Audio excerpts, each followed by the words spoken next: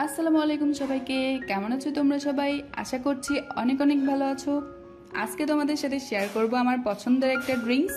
এটা আমি আমার জন্য কিভাবে বানাবো সেটাই তোমাদের সাথে শেয়ার করব, এবং এটাও বলে দিব তোমরা কিভাবে এটাকে আরও মজাদার করে নিতে পারো। তো শুরুতেই আমি অর্ধেকটা তরমুজ নিয়ে নিয়েছি। এটাকে এখন চামচের সাহায্যে কিউব কিউব করে তুলে নিচ্ছে একটা ব্লেন্ডিং জারে।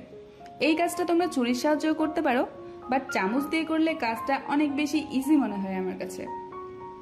তো সবগুলো যখন ট্রান্সফার করা হয়ে যাবে, এখন আমি এটাকে ব্লেন্ড করে নিব। এই পর্যায়ে তোমরা যদি চাও এখানে কিছুটা পানি, কিছুটা মিল্ক পাউডার অথবা লিকুইড মিল্ক এবং কিছুটা সুগার অ্যাড করতে পারো। এতে করে স্বাদটা কয়েক গুণ বেড়ে যাবে। বাট আমি যেহেতু একটু ব্যালেন্স করে খাওয়ার চেষ্টা করছি, সো আমি খেতে পছন্দ করছি। এই তো আমার জুসটা রেডি হয়ে গেল। এখন আমি এটাকে ছেঁকে নিয়ে সুন্দর করে ঠান্ডা ঠান্ডা পরিবেশন করে খেয়ে নিচ্ছি। যেহেতু তরমুজে ক্যালোরি অনেক কম, যারা ওয়েট লস জার্নিতে আছো তাদের জন্য এটা খুবই ভালো একটা ড্রিঙ্কস হতে পারে। এই গরমে এর চেয়ে মজাদার এবং হেলদি খাবার আমার কাছে দ্বিতীয় কোনোটা নেই। তো আজকে এ পর্যন্তই। ভালো থাকো সবাই। আল্লাহ হাফেজ।